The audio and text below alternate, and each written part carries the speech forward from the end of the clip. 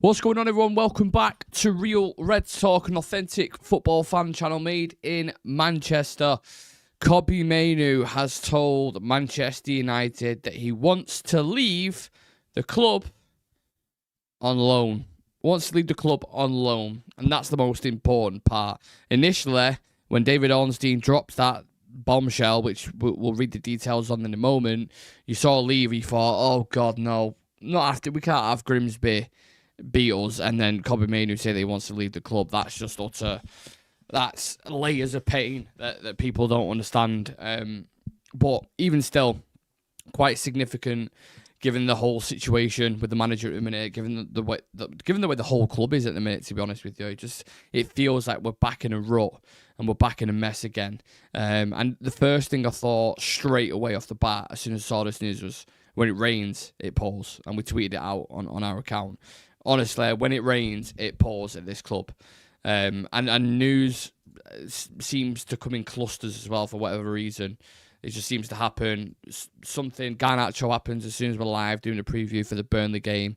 And then as soon as we're done with that, an hour later, we're news coming out from David Ornstein, who's always bang on with his news that Kobbie Mainoo is going to go out on loan. So, well, he wants to go out on loan. I don't think the club are going to necessarily agree with that, and they're going to tell him to fight with his place and stuff like that, which is, I suppose, their kind of prerogative to do. But if Mainoo's calling out at this point now, this late in the window, that he wants minutes, he's clearly upset with everything that's ongoing at the minute, which you can't really blame him. I'll get into the specifics in terms of what I appreciate about him as a player and why he should be playing in the midfield. And why Amarin's wrong for not trusting him in comparison to some of the other players that we're trusting. What am I doing here? I've just absolutely took that thing off. Just leave that there. So let me read out this article for you. I was just switching graphics there, but it's not the right one. Kobbie Mainoo was informed Manchester United of wish to leave on loan before the deadline. The 20-year-old has told United no desire to sever ties, but wants move for game time. Club made clear not sanctioning temporary switch and expect England international to fight for his place. And then Ben Jacobs reported as well that Al Nassr approached Kobbie Mainoo about a loan to Saudi in the past 24 hours. Several European clubs also alert to a late window opportunity. And why wouldn't you be? The kid is class. You've seen his ability. He may not suit a certain system that isn't working, by the way, with Ruben Amorim at the moment. But let me tell you something about him. He is by far the midfielder who takes care of the ball the most. The best technician. The more, obviously, the one with the higher ceiling. He's younger than Ugarte. He's better than Ugarte. Bruno's probably going to leave next season. Casemiro's going to leave next season as well. So actually, when you put it in that kind of dynamic and that group, he's the future of the club. You cannot sell the future of the club. And I know this article isn't saying he's going to be sold and he doesn't want to advertise and he's going to go out on loan. But that's a damn indictment of the manager, that. If you can't get Kobbie Mainoo into your team. Now, I feel weirdly conflicted in this because he doesn't suit the system, in my opinion. He isn't, in those two midfielder roles, you need a very specific type of midfielder, someone like a Carlos Baleba who can absolutely eat up ground. He's great in the tackle, great defensive flair, but also great on the ball as well. Kobbie Mainoo on certain sides of that game isn't complete in that sense. But we play with a midfield too, where the demands are super, super high, and you need players like Kante, let's say, for example, in there, where it might end up working, and even then, it might not end up working. Like Man United could have gone and spent, 110 million pounds on Baleba and brought him in. We'd probably be in a similar situation. I don't think there would be that much significant difference. And we've spoken about the formation before at the club and how to get the best out of these players. In my personal opinion, I think, look, if you go to a back four, you put Yoro and De Ligt there, you put Dorgu at left back, and then Mazraoui at right back, let's say in a back four. I don't think that would be too bad. Dorgu may be a little bit suspect kind of defensive flair. You'd have to see how he kind of gets on.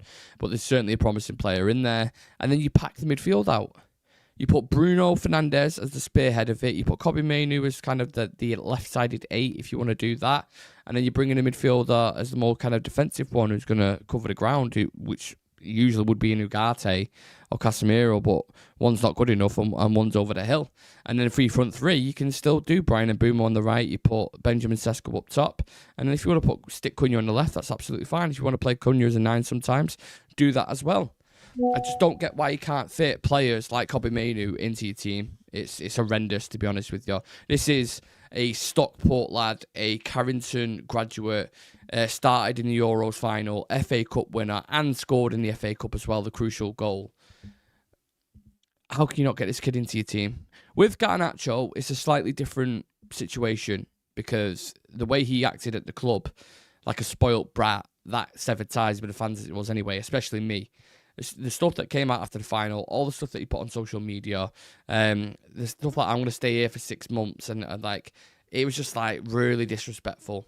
Mainoo's gone, and absolutely fair play to the lad. Mainoo was turned around and gone, I want to play some football. I need to play some football. People were going in on him in that Grimsby game for the first 45 minutes, and that's because he's played hardly any football at all. And then you saw in the second half what he brings. He is such a delicate player. He takes care of that ball. He carries it really, really well. He's a great dribbler. He finds those little pockets of space. His range is starting to improve now on the ball. I saw that, his mid-range to long-range passing, which is something we've been asking him for, especially, again, in this system where you switch into wing-backs, etc., etc. So, if you can't get him in your team, I don't know what to say, because I am becoming completely disengaged with this club at the minute. Genuinely. This just does not look like the club I grew up supporting with everything that's ongoing at the moment. And I know that sounds mad. I know that sounds maybe a bit, maybe overdoing it or whatever, but you've got to be honest, don't you? At times like this, you've got to say how you feel. And I think seeing news like this come out, it is a damn shame if that happens. It really, really is. Thank you to so many of you joining me, by the way, on a late night. It's not even a late night live. It's gone past that. It's 23 minutes past 11 at night in the UK. Obviously, some people watch from Europe and stuff. But let's get into this conversation because I don't just want to speak and listen to myself. I want to hear what everybody else is saying. So, Green Hornet saying he ain't going. They've said no. Ollie at the wheel 2025. Yeah, Ole Gunnar Solskjaer, for anyone who doesn't know, has been sacked from Besiktas. I was waiting for all the memes and stuff to say, get Ole back in. Interim manager if Amarim leaves. To be honest, it's 2025. That really wouldn't surprise me. It wouldn't surprise me. I don't think anyone else will do that, but yeah. Ray and Nate saying, I've said it once and I'll say it again. If Kobbie Mainoo can't shine in your system is broken. A second storm has hit this club. Brutal start to the season, and it's only been 11 days. Ray and Nate are speaking so well, as you always do, my friend. Again, can't disagree with that. Sam in the chat, being positive as always. So fucking done with all of this. Yeah, me and you both. Moondog, if you lose Kobbie, that's it. You are done as a club. He is your future. Doesn't bro want like 180k a week? Can you really moan at him? Let's just put that into perspective, right? 180k seems quite a lot of money. Yeah? I actually think United wouldn't moan at 130 to 150k for a new contract for Kobbie. I've just been through the stuff that he's done at the club so far, and he's only 20 years old. He was starting in a Euros final for England when they was trying to find that midfield solution, and they were struggling. Is it going to be Gallagher? Is it going to be Trent? Is it going to be this guy? Mainoo walks in and fits it perfectly, and everyone was going raving about him.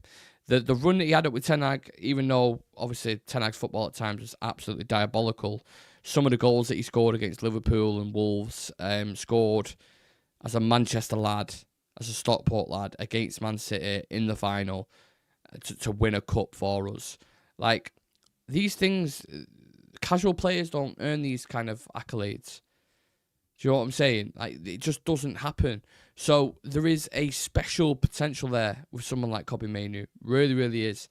So if he wants a 5-year contract at the club, he's looking at other midfielders around him and he's going, well, that 33-year-old over there is on 350 grand a week. That Manuel Ugarte he brought in, paid £50 million for, on 160 grand a week, and he's fucking shit, by the way. Bruno obviously earned it, captain, 300 grand a week. Mason Mount, 270 grand a week. Why can't he ask for 180 grand a week? Logically, genuinely, why can't he ask for that? You know? John Ahomany says, with the rubbish we have ahead of him, he'll be in soon enough. Top class player. did the whistle saying he can't go. I get he wants game time, but if he goes out on loan, who do we have? 3 midfielders, Bruno, Cass, and Ugarte. Well, that's the club stance, isn't it? The club has said, you're not going, you got to fight for your position. But then, what's the aftermath after that? Don't strike me as the kind of guy to kick up a fuss and say, all right, I'm not playing, I'm going on strike or anything like that.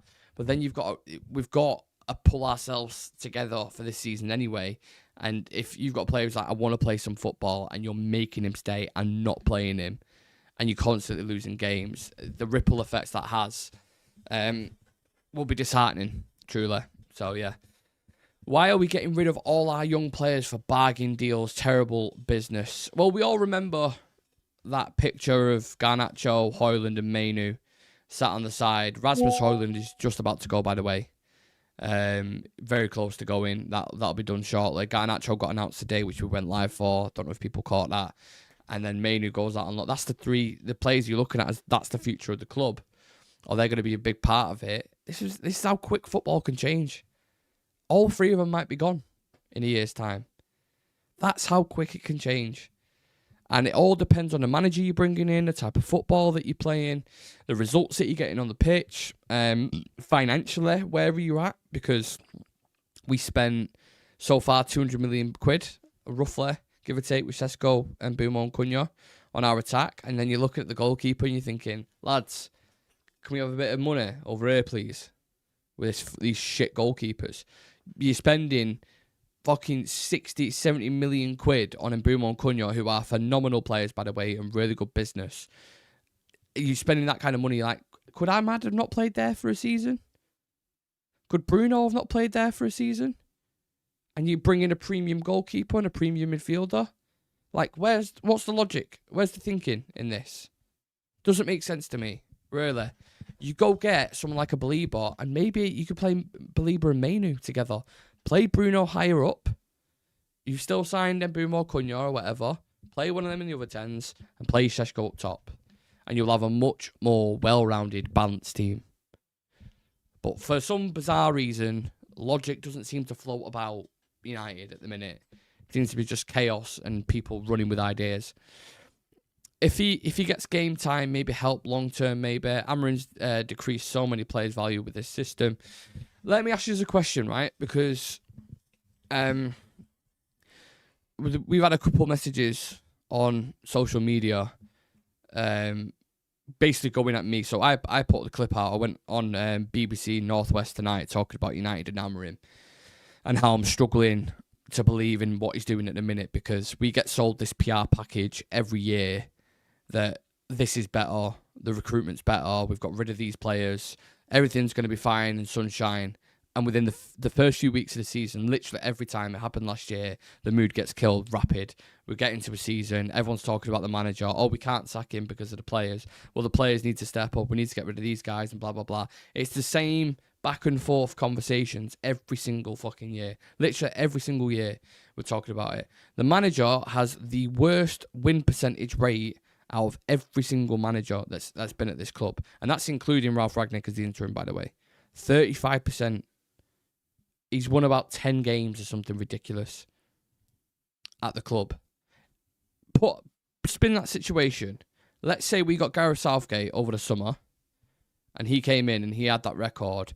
Every single fucking person from the Hills would be screaming for him to be sacked. Every single person. But because Ruben Amorim speaks a good game and he's good with the media, well, he has been prior to the Grimsby game, I get it. I understand it. Like, I love him as a guy, the way he speaks, the way he comes across, his ideologies at times. He knows what he needs for the club, but at the end of the day, he ain't getting results. We've lost to Arsenal, we drew to Fulham in a horrendous performance, and we've just been beat off a rotated Grimsby side and knocked out the Carabao Cup, and we lost to Spurs in the final in a pathetic performance. So forgive me if I'm a little bit suspect of the manager and how things are not going to change. And he said it himself, you're not going to change 22 players, so what do? International break coming up. It's interesting times. I believe in a wing-back system. I coach the U team that uses it. but you have to have the right players. Off topic, but what do you make of the Le Mans situation? Such a simple deal seems to be taking so long if you can't agree personal terms. I think what it is, I don't think it's personal terms from what I've read and people I've spoken to. I think it's more to do with, I think Galatasaray were kind of upping it a little bit because they was ready to bid more and offer more money. And obviously if you go to a club where they're like, we'll give you another 5 million, they'll go to Man United and go, well, why should we sell you in for 17 when these lot are offering 23 or 24? You need to up your price a little bit if you want to get him. So I have a feeling it's something to do with that, personally. John saying, I coach youth team as well, but any gaffer at any level needs a couple of systems. I'm still backing him, but he needs to be more flexible, otherwise he's done. All of the best managers, tell me if I'm wrong, all of the best managers are adaptable. If you're playing a certain opposition, you tweak things. If you're going into a game, you don't just sit there and be stubborn because you think you're right. You've got to be, and that's killed Pep sometimes. Pep's overdone it at times, trying to be clever and smart. I got beaten in finals by Tuchel or whatever, and Klopp. Like, Thomas Frank, a lot of people turned their nose up at that name when we got linked with him initially. When Eric Ten Hag got sacked, we had that 4-man shortlist. Who was it? Poch, Thomas Frank, I can't remember who it was. Maybe it was like a Nagelsmann on there, or there's De Zerbi maybe. Kieran McKenna, I think, was another one on there as well. Like, a lot of people turned their nose, and I know it's early in the season. Tottenham could still have a stinker. They're in the Champions League football. Like, things could go tits up. But so far, he's came in. They haven't spent a shitload of money. But he's got them rigid. He's took, from what Ange was playing, he's got them rigid, he's got them hard to beat, but also they're dangerous defensively as well on the counter-attack with players that he's brought in like Kudus and people like that. Even Richarlison's playing well. You're like, fucking hell. Beat Man City, kept a clean sheet. Beat Burnley, kept a clean sheet. 6 points, 2 clean sheets. And he's been in the door. He's there a month. Now, Ruben Amorim's had, how many games has he had so far? 50? Is it? Let me have a look. It must be somewhere close to that. 40, 50, I'm guessing. Just to double check. So, he's had 45 matches at United so far. Points per match, 1.33. And where's the improvement? We've got to see something. There was a glimmer against Arsenal where I'm like, okay, I can see something now. Then the Fulham game, like, exact same as last season. Pathetic. And then the Grimsby game was like, oh, okay, this is a new low that we've never experienced before. He has done some good things in the background, but we have to see outcomes now. I'd give him 10 games to bed in the new signings. Our lack of a midfield has killed our whole attack. 4-3-3, Mount, Mainoo, Bruno, 3 lads up front, boom, 3 points more often than not. I don't think a midfield 3 of Mount, Mainoo and Bruno works. I think you need that protector in there. The Paulinho type, the prime Casemiro type, that kind of player, in my opinion, for that to work. But yeah, you've got big question marks because you bought all these players now. If you go and change your manager and you bring in a manager who wants to play with wingers, you just sold Garnacho. You're selling Antony. Rashford's on loan. You're getting rid of Sancho eventually. I'm not saying any of them are good enough, by the way, but they are out wingers. So then you're like, okay, well, you need a new manager in. He's like, oh, he's not had a pre-season yet. Or wait until he gets to January and he could buy a player. And then the same cycle just goes again and again and again. So in actual fact, I've kind of taught myself out of it. You might as well just stick with him and just fucking see where it goes. See what happens this season. If he finishes below 10th, you get rid of him, for me. And that is the low standards at this club. But this is the reality of the situation. Let's be honest, lads. We've just fucking been knocked out of the EFL Cup by Grimsby Town. So, yeah. Let's see if there's any further updates on this Mainoo situation. I did actually pull up the article from The Athletic, which obviously David Ornstein dropped the news initially. So I was just seeing if there's any kind of extra detailing on there. Mainoo told United at a meeting on Thursday that while he has no intention of severing ties with his boyhood club, the 20-year-old midfielder believes his current situation does not provide the opportunity to develop his football career, which I think is absolutely spot on, wanting more consistent game time. He's deeply frustrated, unused sub in the first 2 Premier League games of the season. I mean, especially when he's bringing on players like Ugarte above you. Like, what must you be thinking as Mainoo thinking, fucking hell, they're bringing this donkey on ahead of me. Crazy. Apparently, Bayern Munich explored the possibility of a move for Mainoo, but did not formalise their interest. New Bayer Leverkusen manager Erik ten Hag would have liked to reunite with the player he championed and promoted while in charge at Old Trafford, but a deal was thought to be out of the German club's reach financially. Heard the same story with Alejandro Garnacho. So, yeah, look, the contract's still there. Signed in 2023. I think that's a 5-year deal.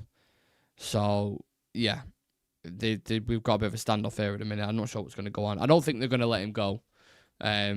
Well, they know. You'd be fucking idiots if you let him go on loan. Especially, can you imagine if it's like to another Premier League club as well? Imagine if they went, yeah, Chelsea. Oh, yeah, you can go have him on loan. You fucking step up the table and we'll just drop off. Don't worry about us. Absolute mugs, honestly. Mad, only Prem games now until January. Oh, shit, yeah. That's mad, isn't it? Maybe that's better for us, though. Less games to lose, right? A midfielder, Bruno, Mainoo, and Ugarte would be better. Potentially. John's asking, any chance of Wharton? No, I don't see Wharton happening, unfortunately. I think Wharton, I don't know. United appreciate him from everything I've read, and they like him.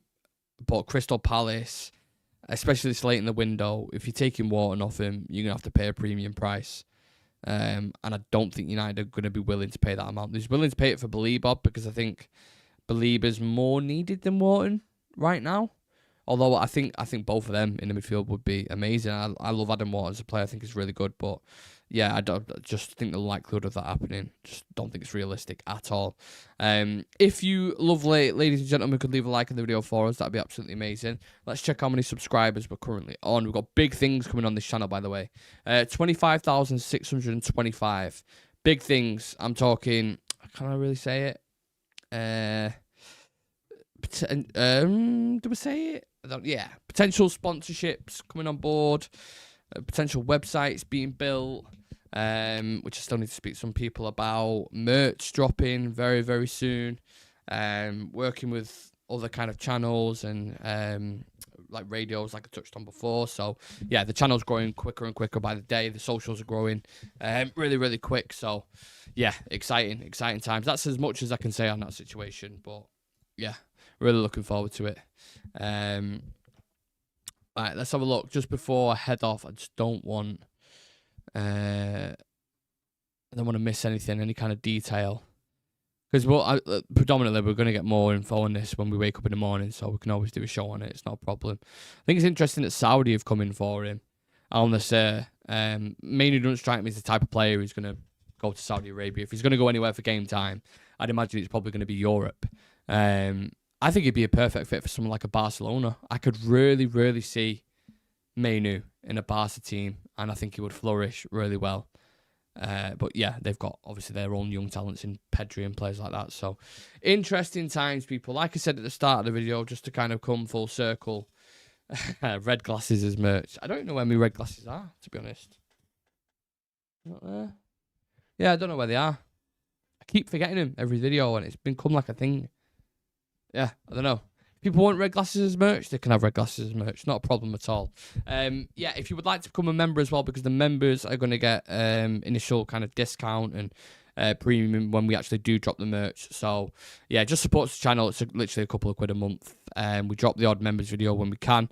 Me and Sam very busy lifestyles with work being social media related as well, so it's hard to do those kind of videos, but when we get the time we do them, and you get all the little kind of perks and benefits with it as well. So appreciate all the Real Red Ultras in the chat. I can see all your names in there with the badge next to your names. Appreciate anyone just supporting in general, to be honest with you, just people getting involved and getting the conversation and having opinions, because that is what this is all about.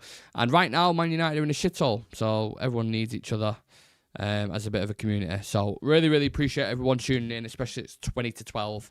I'll let you go get some sleep, and we'll be back tomorrow with another news show. Subscribe to the channel. Appreciate you all.